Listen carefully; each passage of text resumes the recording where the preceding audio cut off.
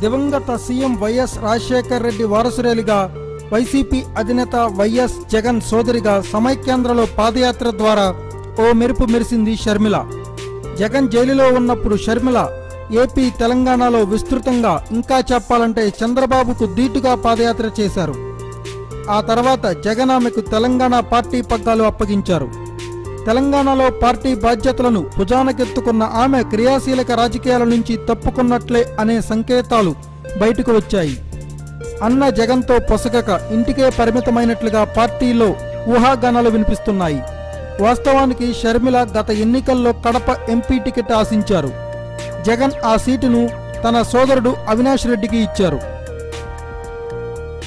ఆ తర్వాత చివర్లో ఆమె ఖమ్మం ఎంపీ టికెట్ ఇచ్చినా సర్దుకోవాలనుకున్నారు.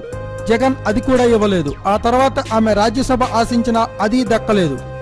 2014 ఎన్నికల సమయంలో తాను జగనన్న వదిలిన బాణాన్ని అంటూ దూసుకు వెళ్లిన ఆ చెల్లి తరువాత ఏపీ వైపు కన్నెత్తి కూడా చూడలేదు. అనంతర పరిణామాలతో ఆమెను తెలంగాణ బాధ్యతలు అప్పగించినట్లుగా జగన్ ప్రకటించారు. ఇది జరిగి ఏడాదిన్నర దాటింది. కానీ బాణం మాత్రం ఎక్కడా కనిపించిన దాఖలాలు లేవు. షర్మిలతో పాటు ఆమె భర్త బ్రదర్ అనిల్కు జగన్ ప్రయారిటీ ఇవ్వడం లేదన్న టాక్ కూడా వచ్చేసింది. దీంతో వారు జగన్తో అస్సలు అంటీముట్టనట్లుగా ఉంటున్నారట. ఓవరాల్గా టాక్ ప్రకారం షర్మిల రాజకీయాలకు గుడ్ బై చెప్పేసినట్లే అని ప్రచారం జరుగుతోంది.